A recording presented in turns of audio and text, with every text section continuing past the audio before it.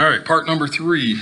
So we're on number 13, and you were supposed to do the electron dot diagram for titanium. So titanium, he has 2 valence electrons. So 1, 2. All right, I'm gonna make X's so you can see them better than dots. Then you gotta do it for phosphorus. Phosphorus has got 5. So 1, 2, 3, 4, 5. There's his 5. And then you gotta do bromine, which has 7. 1, 2, 3, 4, 5, 6, 7. There's his 7. So that's what you should have for that one. All right, number 14. Number 14, we're looking at metal for a metallic bond of iron. So we have the nucleus of an iron, a nucleus of iron, nucleus of iron, and another layer of it. And what ends up holding this thing together is, well, each of these have 2 valence electrons that are cruising around, and those valence electrons are what hold it together because they're free floating all around inside there. Now we can also, on this, you're supposed to show how it transfers electricity. Well, we can kick in an electron on this side, and it pushes them all over, and also we get an electron out of that side, and that's the flowing of electricity. That's number 14. Number 15. 15. Let's see. Sorry, I'm going to go to my questions. What is a coordinate covalent bond? That's when both electrons come from one element, right? Not one from each. So if we have Na and, no, I'm sorry, not that one. What am I thinking? Can't use that. If we have O2, so we've got this. All right. So one electron came from here, one came from there. All right. That would be a normal covalent bond. But if it was coordinate covalent, then that would mean both of these came from this guy. All right. That's what coordinate covalent means. All right. Instead of one coming from each element, they're both coming from one side. All right, 16, what about polar versus non-polar? Well, polar molecules are like water. And the idea, this is the structural formula for this. Well, this oxygen is what's considered to be more electronegative. It means he wants the electrons more. So when he's sharing these electrons between this hydrogen, the way I like to describe it is he's got the electron, and says, okay, hydrogen got. No, I want, okay, hydrogen got. I want. Who's got the electron more? Oxygen does, because he's got that negative electron more. He doesn't have it permanently, he's just got it more often. He ends up being slightly negative. And then that hydrogen, because he lost the electron most of the time, he ends up to be slightly positive. So what we end up with this molecule that's got a slightly negative, slightly positive end. We consider that to be polar, right? Versus this, and that's N2, diatomic nitrogen. Well, there's 3 electrons that are being shared. Both of these have equal electronegativities. They both want the electron equally. So they both want it equally. These electrons are doing this. So who's got the electron more? Neither one of them. They both have it equally. All right. So this is considered to be non-polar, for this is considered to be polar. All right. So these guys do not have any charges on each side of them. So that was number 16. 17. Goes along with this, and it's this whole idea of like dissolve like.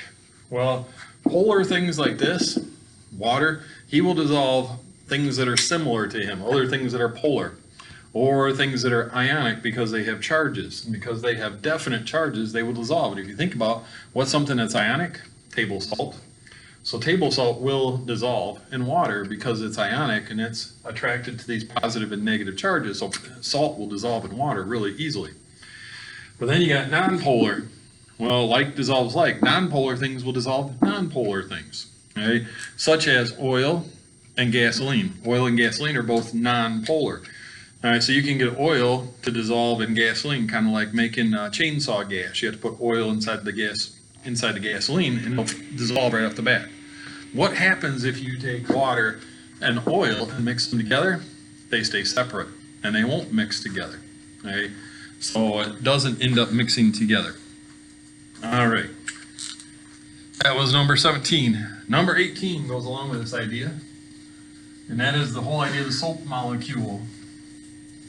In the case of the soap molecule, if I got a blob of oil sitting here, okay, that soap molecule actually looks like this.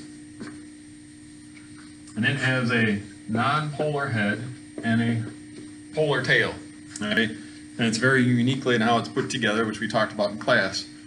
Well, if I take this oil in my hand and I rub soap on it, then what happens is those non-polar heads are attracted. Oh, yes, you know what? I did this backwards. I'm sorry. Let me do that again. Sorry. This is polar. This is non-polar. There we go. Sorry about that. So we end up with it this way.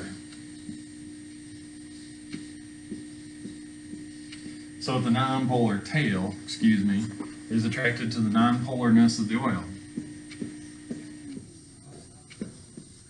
So we end up with this. So now really what I have is I have this blob of oil that's surrounded by all these soap molecules, but the polarness is sticking out. So that now when I take some water that's polar and run it next to it, put my hands underneath water, it grabs a hold of those polar parts and pulls that oil right off my hands and washes it down the drain. Right? So that's how soap works in order to get oil and water to mix. Because in the question before this, remember we said oil and water won't mix. But we can get this soap, a surfactant, to actually get it to be like an intermediate in between them, to hold them together. All right. Now we got to do some structural formulas. First one, we have C2H2. So we got the two C's bonded together. They each have 4. And then we got a couple H's. So let's put an H here. That gives him 2. Let's put an H here. That gives him 2. Put an H here.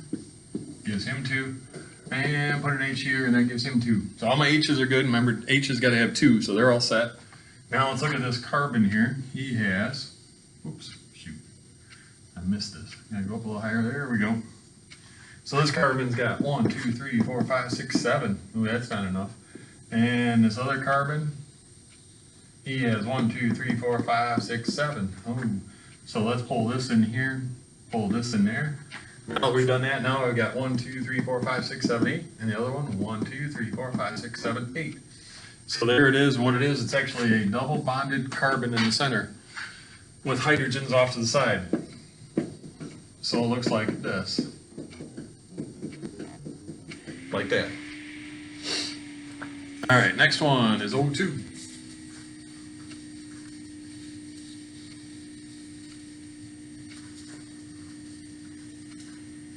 So oxygen, he's got 6.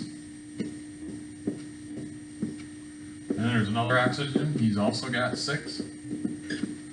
So if I do my circles, there's the one, there's the other. How many does this guy got? 1, 2, 3, 4, 5, 6, 7. The other one's got 1, 2, 3, 4, 5, 6, 7. Ooh, we're going to bump them over. Bring one here, bring one there. Now I've got 2, 4, 6, 8, 2, 4, 6, 8. There's my final answer, which really means I have a double bond oxygen together. Then my final one, diatomic nitrogen. So nitrogen bonded to nitrogen. They each have 5. 1, 2, 3, 4, 5. 1, 2, 3, 4, 5. So here's the nitrogen on this side. There's the nitrogen on that side. So this guy's got 1, 2, 3, 4, 5, 6. This guy's got 1, 2, 3, 4, 5, 6. And then let's pull this down. Pull this down. That gives me 1, 2, 3, 4, 5, 6, 7. 1, 2, 3, 4, 5, 6, 7. And we gotta pull in another one. There we go. Now we got 2, 4, 6, 8, 2, 4, 6, 8. So this is actually a triple bonded molecule. All right. And we got one more.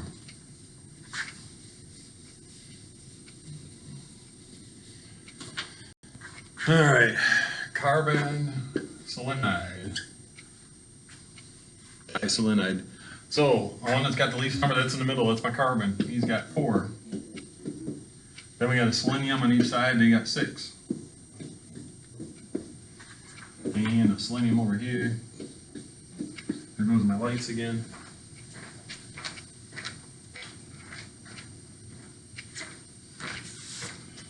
All right, so if I do my circle over here, he's got 1, 2, 3, 4, 5, 6, 7. Ooh, so he's gonna need another one. Pull this guy over, make it there. Now he's got 2, 4, 6, 8. So he's good. Let's try this guy over here. He's got 2, 4, 6, 7. So we got to pull this guy down, pull this guy over. Now he's got 8. What about the carbon in the middle? He's got 2, 4, 6, 8. So this is a double bond and a double bond. So that's a carbon that's double bonded to 2 seleniums. That was number 19. And that is the end, I believe. Yep, that's it. So that's all your answers for the final exam. So hope you're following along, and we'll see you on the next day for the final exam. Have a great day.